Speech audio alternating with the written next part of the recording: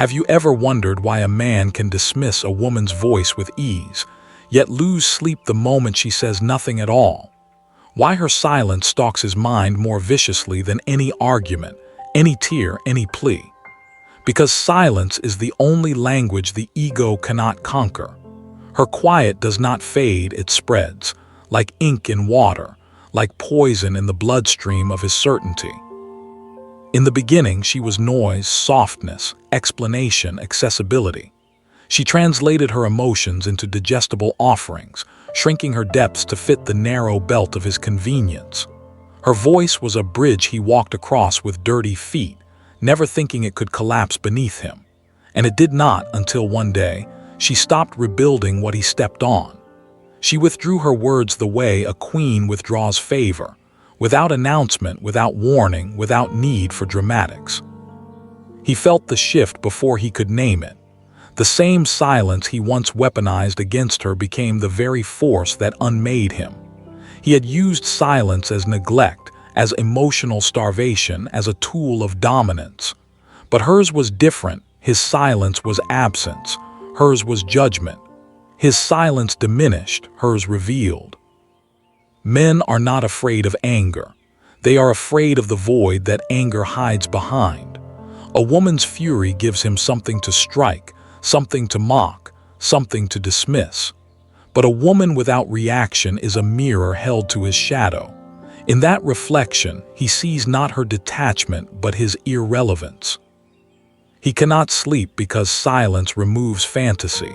When she no longer responds, he can no longer script her. When she does not offer emotion, he cannot feed on it. When she does not speak, he cannot twist her meaning into justification for his ego. Silence strips him of the illusions that kept him magnificent in his own mind. Her wound was different. She was not afraid of rejection. She was conditioned to fear abandonment. Her greatest terror was disappearing from someone's world, so she begged to stay visible, even if it required breaking herself into tolerable fragments. She shrank rather than risk being too much. She explained herself into exhaustion. She tried to earn closeness from those who fed on distance. But silence finds every woman eventually. Not the silence of suppression, the silence of awakening. The moment she realizes that every word spent defending herself becomes a rope around her own throat, she chooses quiet. Not out of fear, but out of burial. She buries the version of herself that tolerated emotional scavengers. That is when he feels it, the psychic severing, the closing of the gates, the retreat of her aura from his grasp. She does not curse him, does not chase him, does not even announce her departure. She simply ceases to be edible. And that is what the male ego cannot rest with, the prey that walks away without bleeding. Her silence is not passive. It is the dark feminine stepping forward, the witch who no longer seeks permission to exist, the siren who lets men drown in their own longing, the shadow queen who raises her throne from the bones of past selves. She becomes the Medusa not because she kills, but because one look at her stillness turns ego to stone. He provokes, trying to spark emotion. He sends messages engineered to elicit response, anger, softness, jealousy, anything that proves she is still bound to his orbit. But the silence remains. It grows heavier, thicker, almost sacred. He begins to hallucinate narratives in the space she leaves empty. Silence becomes presence, and presence becomes indictment. He starts to remember every moment she once pleaded, every time she forgave what he never apologized for, every softness he mistook for weakness. Anxiety coils in his gut, not because he lost her, but because he cannot retrieve the man he once was in her eyes. Without her emotional labor, he must face his own inadequacy barehanded. You must understand, men do not obsess over silence because they miss the woman. They obsess because silence resurrects the self they tried to avoid. Nothing is more terrifying to the ego than the echo of its own hollowness, and her quiet plays that echo back to him like a hymn of judgment. He tries to distract himself, another body, another voice, another conquest. But distraction cannot overpower the presence of a woman who no longer seeks to be understood. Her silence outlives pleasure. It outlives pride. It outlives pretense. And you who listen with the ache of having once begged, must confront the truth. Silence is not what happens when you run out of words. It is what happens when you stop offering your soul as entertainment. Tonight, sit in silence. Do not justify, do not explain. Let someone feel your absence like a funeral. He does not understand that the silence he once dismissed as feminine withdrawal is not retreat, but transmutation. He remembers the earlier version of her, the one who over-explained, who sent paragraphs to defend every tremor. In her voice, who tried to soften his edges by cutting pieces out of herself. That version is ash now. He keeps trying to resurrect her through provocation, through delayed replies, through casual indifference. But silence has turned her into something ungovernable. Her absence is no longer a space he can fill with excuses. It is a judgment he cannot escape. The male wound festers in the shadow of rejection. His fear is not that she hates him, but that she no longer reacts. Rage, tears, confrontation, he can work with those. They tell him he still has relevance in the architecture of her mind. But silence erects a mirror around him, trapping him with the truth he denied. He was never the center, only a passing demand. And now, stripped of her attention, he searches for flaws in her quiet like a hunter chasing an invisible beast. Women are taught that abandonment is annihilation. They fold themselves into submission, believing that silence means losing love, losing safety, losing identity. But a woman who has crossed the threshold of pain learns a different doctrine. She discovers that begging is a ritual of self-erasure. One day, without announcement, she stops performing it. This shift is not loud. It arrives like a midnight tide swallowing a shoreline. She does not send an explanation, a warning, or a farewell. She simply ceases to validate the delusion that he is indispensable. What unsettles him is not the loss of her presence, but the loss of his reflection in her eyes. Men seek confirmation of existence through the feminine gaze. When that gaze is withdrawn, the narcissistic scaffolding around him trembles. He starts to wonder who he is without being perceived, without being forgiven, without being centered. And the more he reaches for her reaction, the more he realizes how little she needs to speak in order to dismantle him. The dark feminine does not announce herself with words. She arrives like a shadow stretched across memory. The witch does not argue, she watches. The siren does not chase, she waits beneath the surface. The shadow queen does not beg, she calculates when to vanish. Medusa does not plead, she petrifies through indifference. They are not metaphors but forces encoded in the female psyche, dormant until betrayal extracts their power. When she withdraws into silence, she is not hiding. She is remembering. Her restraint becomes a scalpel, slicing through his projections, exposing how deeply he relied on her emotional labor to soothe his ego. She no longer offers explanations for his comfort.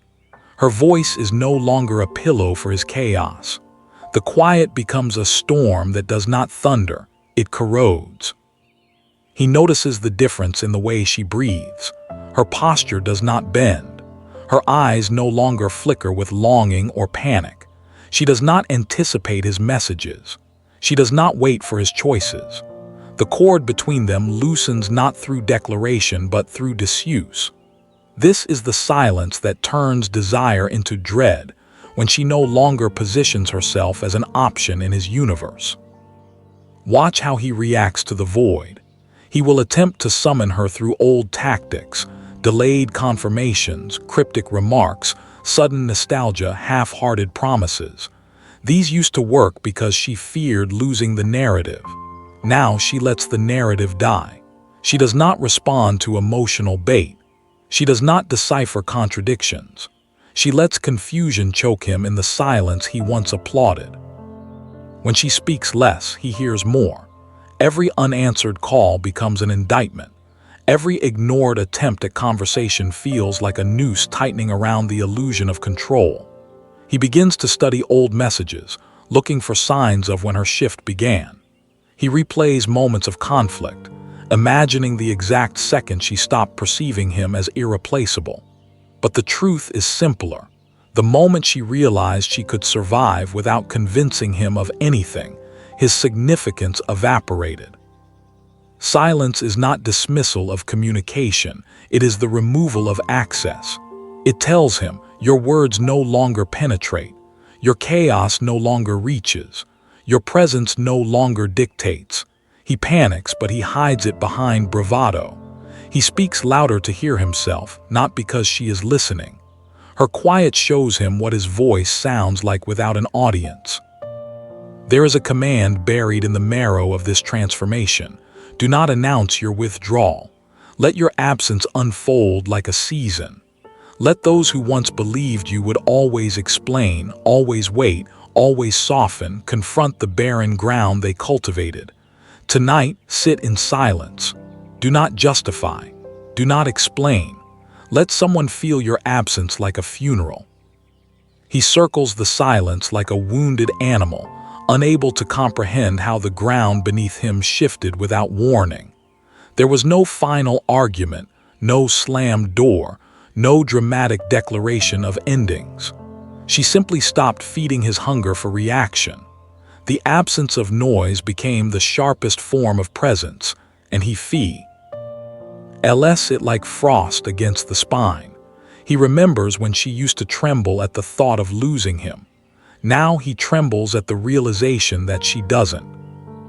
There is a quiet violence in a woman who has buried the compulsion to explain. She used to dissect herself to be understood, hoping that clarity would buy her mercy. Every message she wrote was a plea disguised as reason. Every confrontation was an attempt to be seen. But clarity never protected her. Understanding never stopped the taking. One day, she swallowed the urge to clarify and replaced it with distance cold enough to cauterize. He senses the shift not through confrontation but through omission. Her replies shrink, then vanish. Her tone loses its temperature. She stops asking where he is, what he thinks, why he changed. Curiosity dies when self-preservation awakens. The silence does not accuse him. It exposes him. It reveals how much of his identity was sustained by her emotional labor. Without her responses, he is left with the echo of his own emptiness. Men fear abandonment, but only when it does not look like begging. When she chased, he felt safe.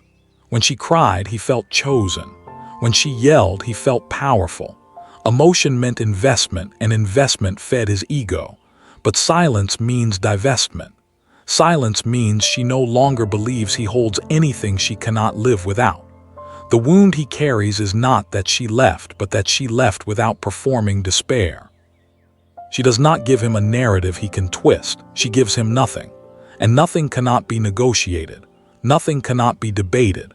Nothing cannot be manipulated. His tactics, withdrawal, inconsistency, delayed affection, become useless when she no longer waits for the return. He tries to ignite jealousy through mentions of others, but she does not flinch. He tries to provoke insecurity by pulling away, but she does not chase. He tries to resurface in fragments, but she does not turn her head. The witch archetype stirs in the cavities of silence. She understands that the most potent curse is not wrath, but withdrawal. The siren learns to drown not through song, but through the refusal to sing. The Shadow Queen wears her detachment as a crown forged from every time she begged for crumbs. Medusa no longer turns men to stone with her gaze. She turns them inward by refusing to look at all. These are not costumes she adopts for strategy. They are forms awakened in the graveyard of her former self. Her evolution was not loud. It arrived as a realization pressed against the bone. Pain cannot be appeased by performance. She realized that the love she tried to earn through self-abandonment was not love but consumption. So she starved the dynamic. She withdrew the attention he mistook for oxygen, and suddenly he could not breathe. Watch closely how he spirals in the void. He begins to remember details he once dismissed. The tone of her voice, the curve of her silence, the questions she stopped asking, the softness she once offered. Memory becomes a punishment. He replays old scenes trying to locate the moment she detached. Was it the night he ignored her message to prove a point? Was it the morning he pretended not to notice her withdrawal? Was it the joke he made about her being too emotional? He wants a moment to blame, but silence refuses to give him one. She no longer analyzes him. She no longer anticipates his needs. Her focus recedes into the sanctuary of her own becoming. The silence builds walls he cannot scale, not because she blocks him, but because she no longer stands at the threshold. He tries to disrupt the distance with sudden warmth, but she is not thawed. He tries to create urgency with vanishing acts, but she does not follow. His games collapse when the opponent stops playing. Understand this. Silence is not the absence of power. It is its final form. It does not shout its superiority. It does not demand to be acknowledged. It sits like an executioner sharpening a blade in the dark, knowing the condemned will eventually walk into its path. The man who once believed he could return whenever he pleased now feels the cold permanence of being unwelcome. And you, if you still feel the urge to plead, to explain, to resurface in someone's memory in hopes of being valued, kill that instinct. It was bred from the belief that love must be auditioned for. Let it die. Let the silence bury it without ceremony. Withdraw not as a threat, but as a rebirth. Detach not to punish, but to reclaim breath. Speak nothing. Offer nothing. Respond to nothing. Let absence become the mirror in which others confront the ruin of their entitlement. Silence becomes a haunting when it comes from the one who used to tremble at the thought of being forgotten. He cannot rest because she no longer waits for his movement to define her reality. What once belonged to him through inconsistency has been reclaimed through detachment. He walks through his day with the sensation that something is off balance, as if an unseen presence has withdrawn its quiet permission for him to exist without accountability. He remembers when she used to over-explain every pause, when a delayed response from him sent her into spirals of apology and justification. She crafted tenderness out of fear, believing that clarity could prevent abandonment. Her messages were stitched with longing and soft panic, offering him empathy even as he starved her of certainty. He did not love her for it. He consumed her through it. Her vulnerability was not cherished, only exploited. But a woman who has exhausted the language of pleading eventually gives birth to silence as a new tongue. What haunts him now is the absence of her emotional echo. The dynamic that once orbited his whims has collapsed, and he stands in the debris unsure of when the collapse began. He thought he had time to return, to test, to wander, to soothe his ego with predictable devotion. His mind searches for signs of his remaining influence, but silence gives no reassurance. Without her reactions, he must confront his own irrelevance, and that is a terror no man verbalizes.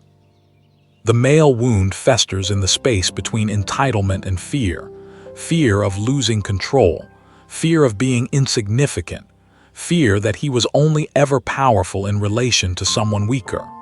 When her silence appears, it does not soothe that wound, it splits it open. The performance of indifference he once mastered now turns against him. He attempts to ghost her with delayed attention, but she has already evaporated from the realm where his silence could wound her.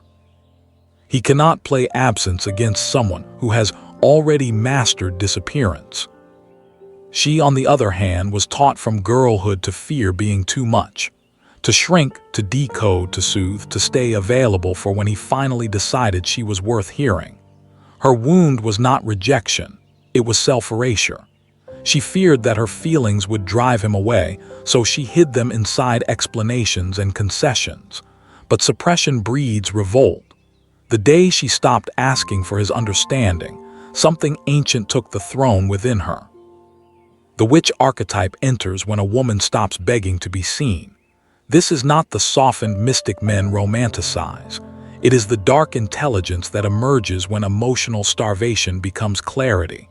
The siren stops singing not because she has no voice, but because she no longer performs for the unworthy. The Shadow Queen does not sit on a throne awaiting devotion. She stands over the ruins of what once manipulated her. And Medusa, she does not need to turn him to stone. She turns away, and he calcifies in his own panic. His mind becomes the stage where his guilt, vanity, and curiosity clash. He reopens conversations that never ended. He checks places she once appeared. He rereads old messages looking for evidence that she still cares. He tells himself she is pretending. That silence is a plot, that she is waiting for him to notice. The male ego clings to the belief that detachment is a trick, not a verdict. But time kills that fantasy. The longer she stays quiet, the more frantic his rationalizations become. You must understand the mechanics behind his unrest. He does not suffer because she is gone. He suffers because she left without leaving a wound he can touch. No scene to replay, no insult to dissect, no moment to manipulate into a comeback. The silence denies him narrative, and a man without narrative becomes a man devoured by his own shadow. Jung wrote of projection being the unconscious attempt to escape oneself. Without her emotions to serve as his mirror, he must face what he once outsourced. Listen carefully. The silence is a summons, not to conversation but to consequence. When you stop handing over emotion as tribute, someone who fed on it will either wither or awaken. His rage is not hatred of you, it is hatred of his own dependence. His longing is not love for you, it is hunger for what you no longer serve. His anxiety is not awareness, it is withdrawal from the drug of your availability. Tonight, do not speak his name aloud. Do not type words meant to remind him you exist. Do not stalk his silence for clues. Let the severance deepen. Do not justify. Do not hint. Do not warn. Allow the quiet to expand until it becomes a noose around his certainty. Tonight, sit in silence. Do not justify. Do not explain. Let someone feel your absence like a funeral. There comes a moment when silence is no longer passive. It becomes a predator. It stalks the man who once fed on a woman's constant availability, and it waits in the corridors of his mind where his vanity once slept undisturbed. He tries to distract himself with noise, with routine, with the illusion of casual indifference, but the quiet she leaves behind refuses to loosen its grip. It is not the kind of silence that fades. It is the kind that echoes. He can sense it the way prey senses a shadow before the strike.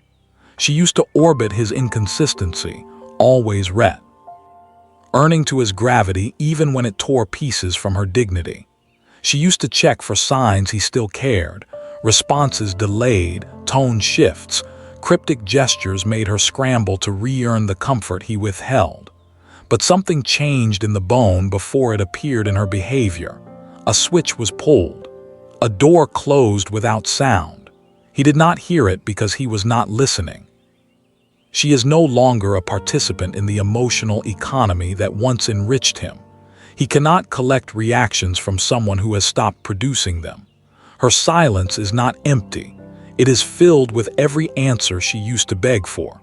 It is the archive of things she no longer needs him to confirm. The questions that once made her tremble have gone extinct, and he does not know how to resurrect them. Now he begins to feel the unease of a dethroned god. The power he believed he owned was never internal. It was borrowed from her willingness to suffer him. He did not notice the loan until the lender vanished. Silence confronts him with what he truly fears, not abandonment but irrelevance. He can recover from being left, but how does he recover from not being required? He cycles through predictable strategies. First, dismissal. He tells himself she is being dramatic, waiting for him to reach out. Then irritation. He believes she owes him clarity, that she is being immature by not explaining her distance. Then confusion. Why has she not attempted to reattach herself to the dynamic he once controlled? Then panic. What if she truly stopped caring? There is no ego death more violent than being forgotten by the one who used to fear your absence. She once performed tenderness for survival, not because he deserved it, but because she had not yet learned the cost of bleeding for the ungrateful. She rehearsed patience the way one rehearses prayer, out of desperation. But no woman abandons herself forever. Eventually, the part of her that still had teeth rose to the surface. She looked at the version of herself that begged, that waited, that chased, and she killed it without mourning. The dark feminine does not grow from rejection. She grows from the moment rejection loses its power to control her. She is not forged in heartbreak, but in the refusal to be ruled by it again. The witch is not a creature of fantasy. She is the woman who learned that silence can be more devastating than confession. The siren no longer sings. She lets men drown in the soundlessness of her absence. The Shadow Queen does not declare war. She simply stops feeding the enemy. Medusa's power is not in the face he feared. It is in her turning away and letting him freeze in the reflection of his own terror. A confrontation brews not through argument but through contrast. He attempts to provoke a response, some crack in the armor, some flicker of remembered vulnerability. He sends messages without depth. He pretends to check in. He praises her subtly, implying she is still his to summon. But she does not return the signal. She no longer speaks in the dialect of crumbs. His ego fractures not because she is cruel, but because she is gone without declaration. He goes to war with silence using noise, hoping that disruption will lure her into engaging. But you must understand, a woman who has integrated her shadow does not respond to chaos. She lets it consume the one who unleashed it. There is a stillness that terrifies the unprepared. When her storm ends, his begins. This is where your command is carved into stone. Let the quiet do the work. Do not correct assumptions. Do not soothe his unease. Do not re-enter his world disguised as closure. If he wants clarity, let him seek it in the void he created. Withdraw with no performance of pain. Starve the dynamic of energy until it rots. Do not remind him of the privilege he lost. Do not grant him the spectacle of your suffering. Let detachment be the executioner. He begins to bargain with memories, not with you. The mind claws at what it once believed was secured through charm, indifference, or control. He replays old interactions like surveillance footage, searching for proof that your silence is only temporary. He needs to believe you are withholding, not finished. To accept finality would force him to confront the truth. He never had power over you, only over the version of you that still needed to be chosen. In the mythology of his ego, she was the constant, an emotional reservoir he could return to at will. She cried, so he mattered. She questioned, so he was central. She explained herself, so he knew she feared losing him. Her unpredictability never threatened his status because it was born from attachment, not detachment. But there is no attachment in her silence. There is nothing left for him to feed on. The silence is not a game, it is a grave. He tells himself she is occupied, distracted, healing, testing him. Anything but gone. Men who fed on emotional access cannot comprehend that silence is not a pause but a verdict. His restlessness is not about love. It is about displacement. He has lost his role, and with it, the illusion that he could return whenever his ego required replenishment. Yet it is not abandonment that destroys him. It is the lack of spectacle, no outburst to reinterpret, no breakdown to soothe, no confession to weaponize. She did not grant him her pain on exit. She simply took her presence and disappeared, leaving him with nothing to manipulate. There is no final scene to replay, no wound he can claim to have caused, no evidence that he was worth a funeral. The silence now holds a mirror to his shadow. Jung wrote that what a man rejects in himself, he seeks to control in others. When she reacted, her emotion carried his projections. When she stopped, his darkness lost its host. He now meets his inadequacy in the absence of her attention. The silence turns the psyche inward, making him confront everything he once avoided. His need to be desired, his aversion to accountability, his dependence on her softness. She, once terrified of being too much, has become the force he cannot contain. In the past, her voice worked against her. Every attempt to articulate her needs translated as weakness to someone who thrived on withholding. She thought volume could make him understand. But understanding was never the point, possession was. Men like him do not listen to words, they listen to access. When access is denied, panic begins. She no longer offers the gift of interpretation. She no longer evaluates his intentions, weighs his inconsistencies, or searches his silences for meaning.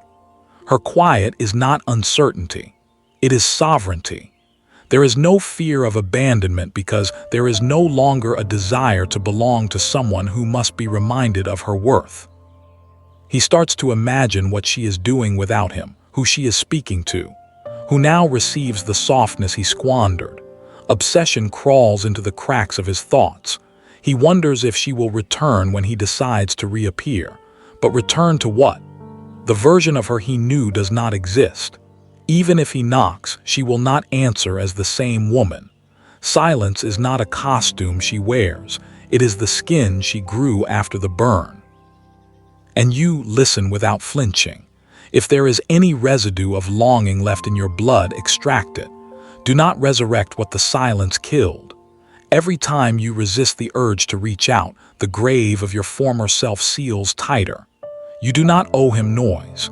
You do not owe him closure. Closure is a privilege granted to those who handled you with care. He is not owed the luxury of your final word. Let your absence hollow him.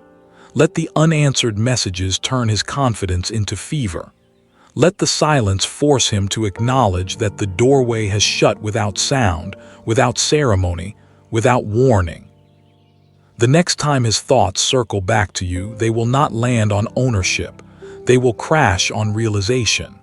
He will understand too late that silence was not a reaction to him. It was a rebirth beyond him. You are not required to explain the transformation. Power does not announce itself. It does not issue disclaimers. It does not seek agreement. It arrives like nightfall and allows the unprepared to fear the dark. The command stands. Say nothing, give nothing, reveal nothing. Make your stillness the terrain he cannot navigate. Make your distance the blade he bleeds on. The woman who knows her worth does not argue, she vanishes.